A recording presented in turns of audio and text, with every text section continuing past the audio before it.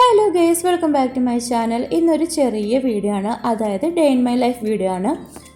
ഇന്നത്തെ ദിവസം എൻ്റെ വീട്ടിൽ നിന്ന് ഇക്കയുടെ വീട്ടിലേക്ക് നമ്മൾ പോവുകയാണ്. അപ്പോൾ ബ്രേക്ക്ഫാസ്റ്റ് മുതലേ വീഡിയോ എടുക്കാമെന്ന് വിചാരിച്ചു.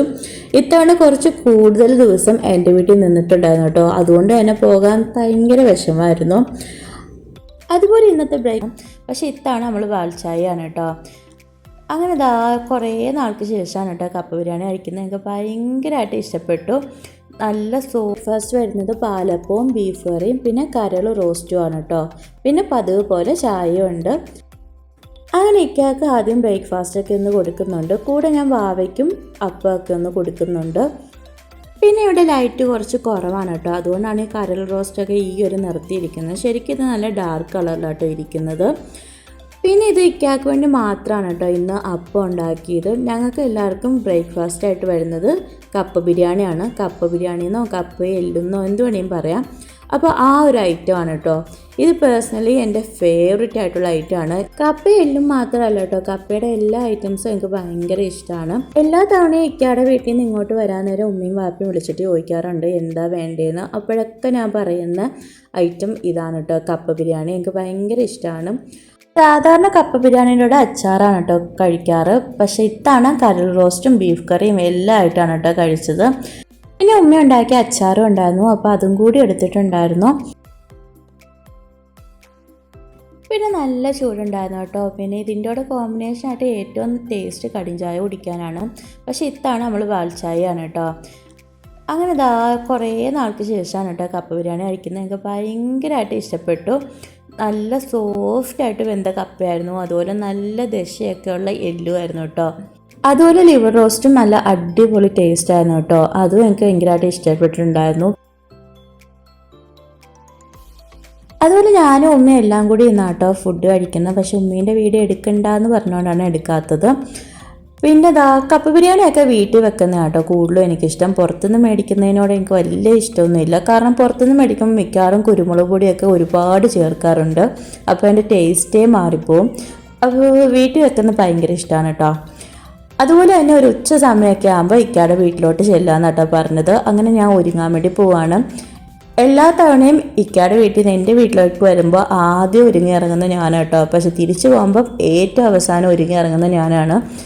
അങ്ങനെ ഇക്കായും വാവയും എല്ലാം ഒരുങ്ങി എനിക്ക് വേണ്ടി വെയിറ്റ് ചെയ്യുകയാണ്. പിന്നെ ലാസ്റ്റായിട്ട് കുഞ്ഞിൻ്റെ മുടിയൊക്കെ ഒന്ന് ചീകി കൊടുക്കുന്നുണ്ട്. ഇത്തവണ എൻ്റെ വീട്ടിൽ കുറച്ച് കൂടുതൽ ദിവസം നിന്നിട്ടുണ്ടായിരുന്നു. അതുകൊണ്ട് തന്നെ പോകാൻ നേരം നല്ല വിഷമമായിരുന്നു.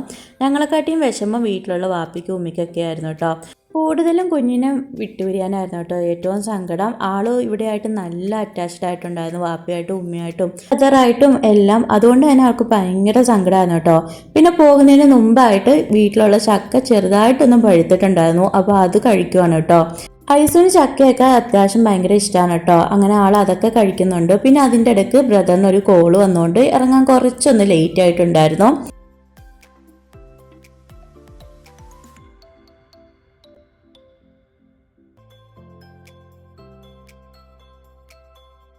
അതുപോലെ ബ്രദറാണ് കേട്ടോ നമ്മളെ കൊണ്ടുവിടുന്നത്. ആൾക്ക് ആലപ്പുഴ വന്നിട്ട് വേറെയും കുറച്ച് ആവശ്യങ്ങളും കാര്യങ്ങളൊക്കെ ഉണ്ടായിരുന്നു. അങ്ങനെ നമ്മൾ പോവുകയാണ് കേട്ടോ.